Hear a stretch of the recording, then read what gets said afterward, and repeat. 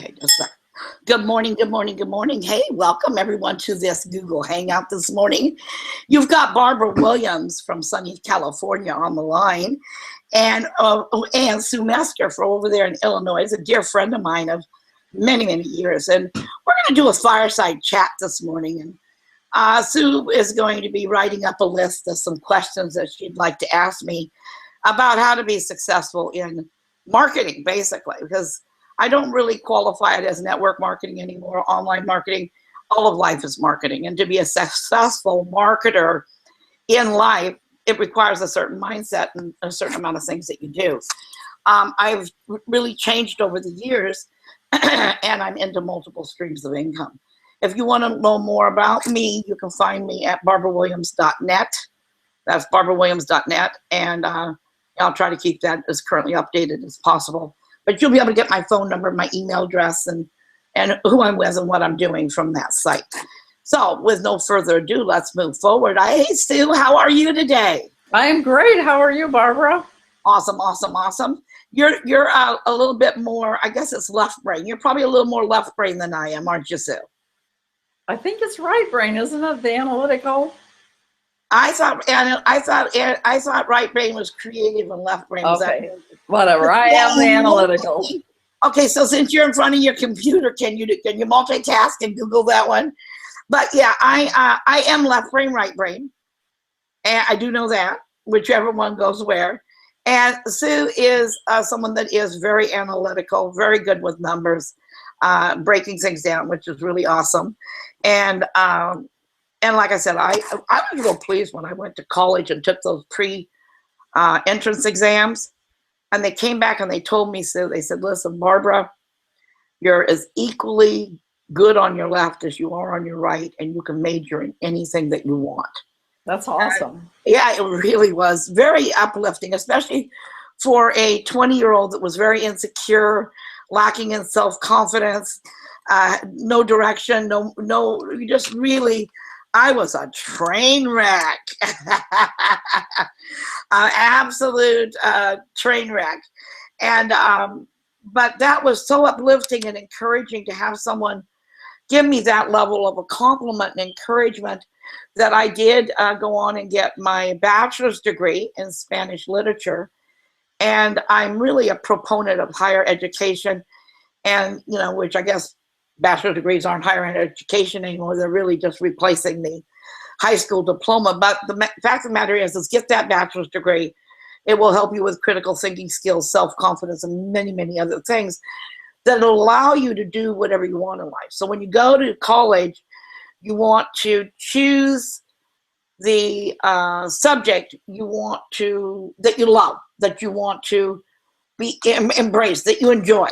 Because it doesn't matter if you graduate with a Spanish literature degree or a science degree or whatever. Don't be looking at the money. Look at studying what you like, because every major company out there will then train you once you have your bachelor's degree. So don't worry about, being like, say, for example, a computer analyst, because if you get a degree in Spanish literature, they'll still train you as a computer analyst. Am I too far off on that, Sue? No, absolutely. You're absolutely on target. Yeah, because people want to know that someone can start and finish something and start and finish it successfully. And they want to know that they're trainable and coachable, and a degree shows that. And so then, and you want to put a plug in for your company, tell them who you're with. I have a health and wellness company called Live Well with Sue, and I'm a health coach with Institute of Integrated Nutrition, and also a representative for Beachbody. Right, and as a pastime, you work for what, State Farm? Is that who you work for? Yes, I do work. I still have a full-time job at State Farm working in systems department. I support the web servers there. And I'm here to tell you, Sue works for State Farm not because she has to. She works there because she actually likes it. I do love working with computers. And I think if they didn't pay her a dime, she didn't pay her a dime, she'd stay there. But she's Don't tell them that, please. But yeah, the thing that's interesting, and we're going to go into our subject matter today, and we're going to segue right here, is that when you love what you do, and you do what you love, that passion will carry you through, and the money will literally chase you down. And I am living proof of that. I'm just living proof of that. And it absolutely blows my mind. And really, at the end of the day, I think that I know I ask myself, and maybe others can too, how much money do we really need to have or have to have or want to have in order to have a comfort of living? Do you really need to make $1 million a month to have a comfortable lifestyle? And would you even know how to spend $1 million a month? Now, I'm not trying to discourage anyone from big thinking, because I think big thinking is very, very important. And there's a lot of good you could do in the world. But I would hope that if you're working on attracting $1 million a month or even $1 million a week income, that you know what kind of organizations you want to support and what kind of good you want to do in the world, and that you're really working on becoming what's called an enlightened millionaire. And so part of what in creation and creating and attracting and becoming this attraction magnet, this magnetic creating, is that in magnetic creating, you've got to kind of know, first off, I mean, it may sound silly, but it's this simple. You got to know what you want to create. So for myself, I want to leave a legacy for my 5 grandchildren. And I want to leave a legacy of memories. In other words, I'm breaking down what a legacy means to me. I want to leave a legacy not only of money, not only of trust funds, but I want to leave a legacy of memories. And I want to leave a legacy of who I am, that in hopes that it will, in fact, inspire my grandchildren to be more, do more, and have more. And to not choose a pedestrian life, a mediocre life. Now, of course, we all need taxi cab drivers. We all need, nurses. We do need people that fulfill jobs. If we didn't have those people, where would we be? It would be really a mess. So I don't want to diminish capacity. I don't want to diminish where they're at and what they're doing, because it's a very important role. But I also want to inspire people to go beyond the job. So, Brian Tracy used to say it very, very well. You work a job to survive. You work another 8 hours a day on your fortune, your wealth, your plan B, to create just that, a lifestyle for yourself.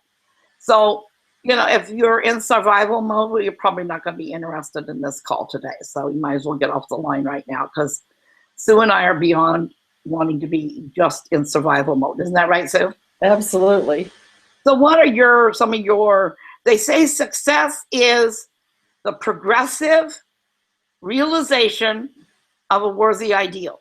The progressive realization of a worthy ideal. So what are some of the things you want to create in your life for your lifestyle, your partner, your grandchildren, your children? What is it that you want to actually create, Sue?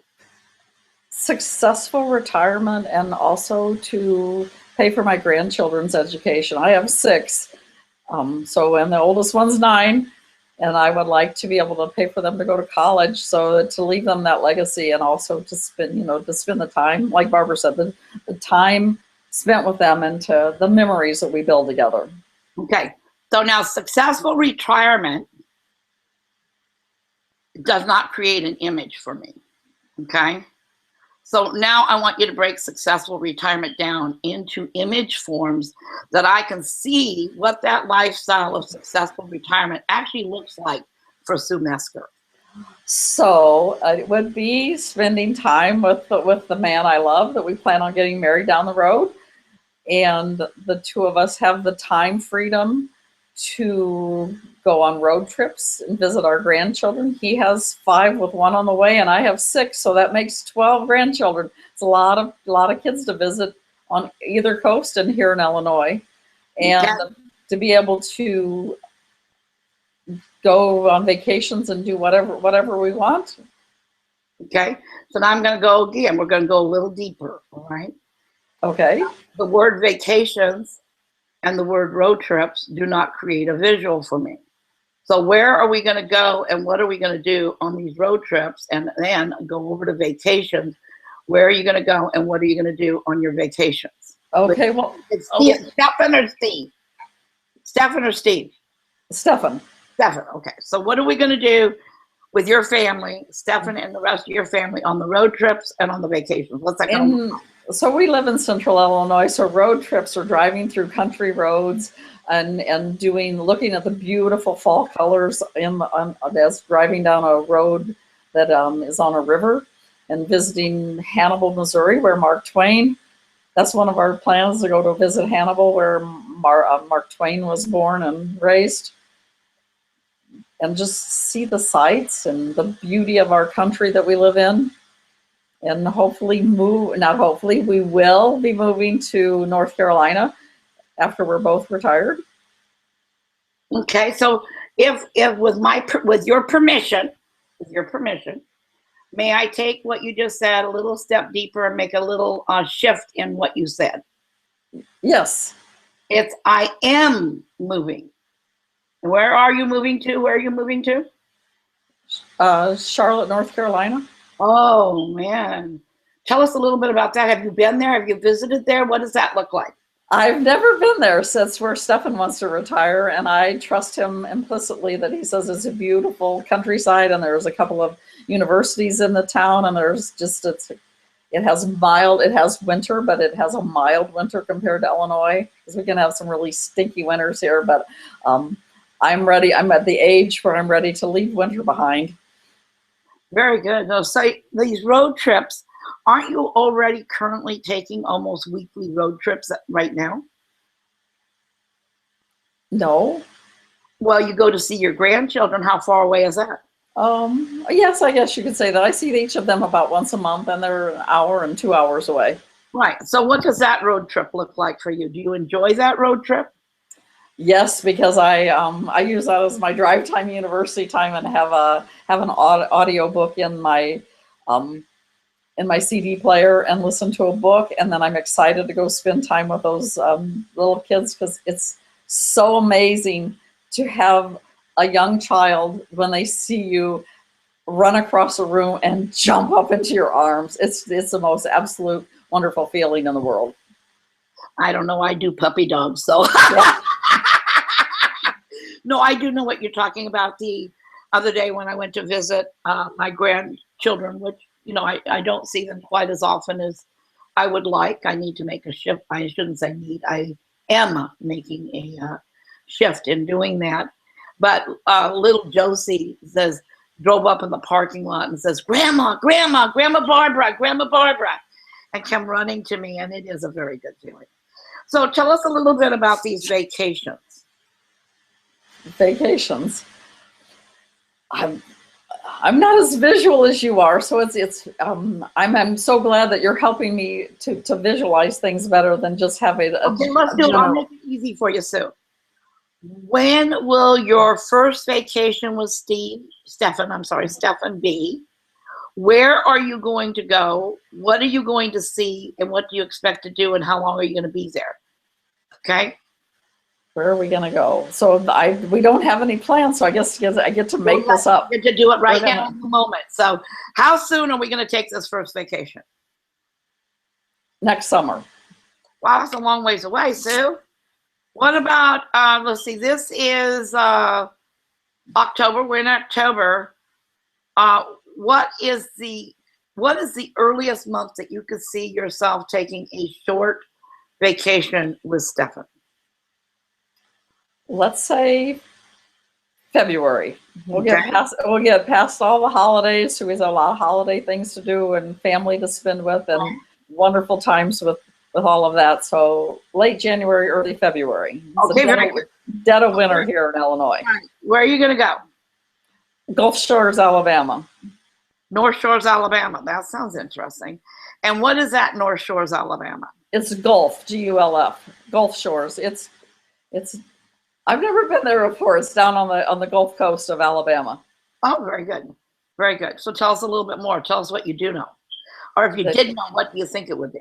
the hotel on the sandy beach and be able to dip your feet in the water and get some sunshine, enjoy good food, good seafood. So you're looking for some real R&R, aren't you? Yes. Very good. So now, in terms of this creation and this dream and this direction that you're going, what is the, success is the progressive realization of a worthy ideal.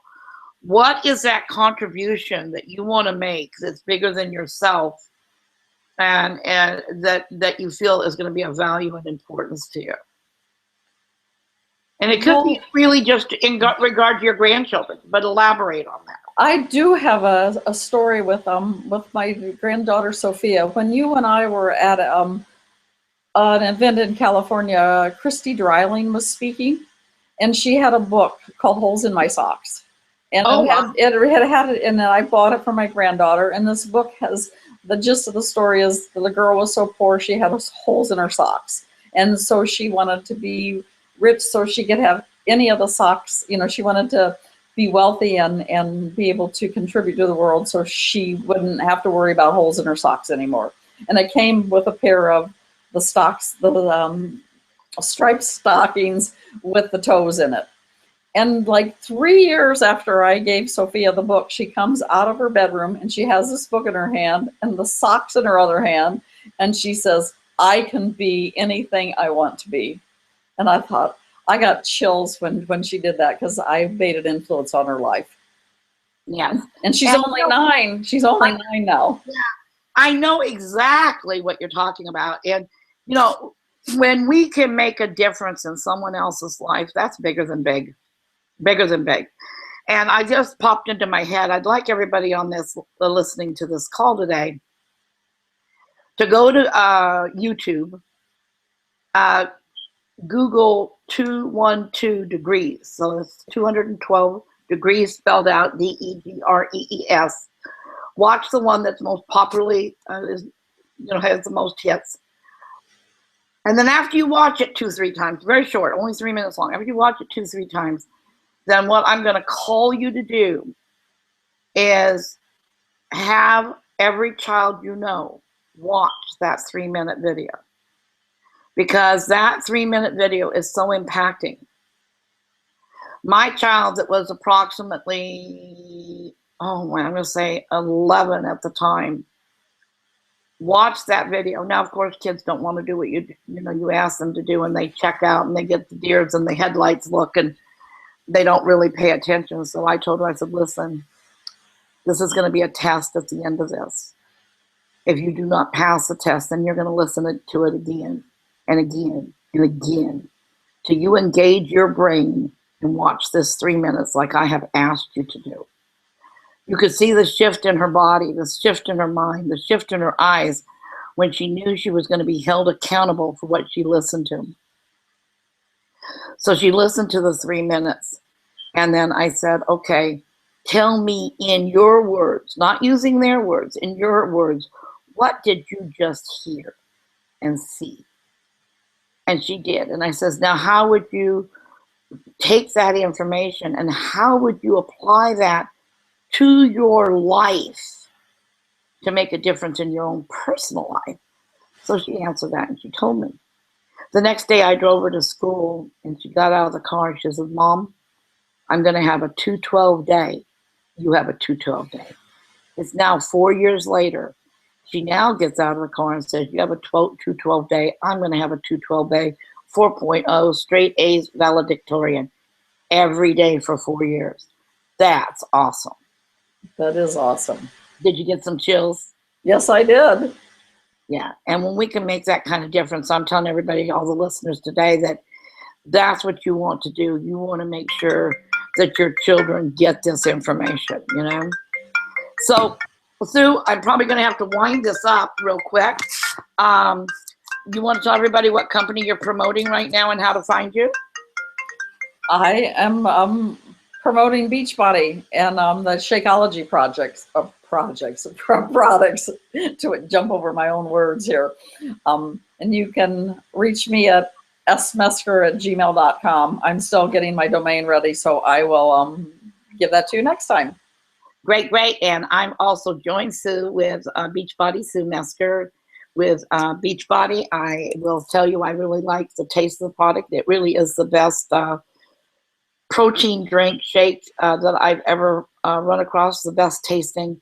But more importantly, in reading the ingredients and how you feel afterwards was really great. I am very, very, very impressed with the product. You can always find me, Barbara Williams, at barbarawilliams.net. That's barbarawilliams.net. Before we wind up, I do want to give you what I would hope to be a little bit of encouragement. I've been able to attract into my life many things as a result of being willing to think big. And I talk to people and I say, well, what's the person that you know and the most amount of money they make? And they'll usually revert to a job and come up with something. Some of them come up with really small things, like $2,000 a month. You know, and that's not bad. I'm going to be real honest with you. In network marketing, online marketing, could you imagine, Sue, having 100 families that you assisted in making just $2,000 a month in network marketing? That would be awesome. How big would your check be? And honestly, there's a lot of people out there, that's all they want is $2,000 a month. Actually, I heard that $500 a month is enough to make a difference. Well, and people probably want more than that, but $500 a month is enough to make a difference in most of the it's a real deal middle breaker. class families. That's right. $500 a month is a real deal breaker.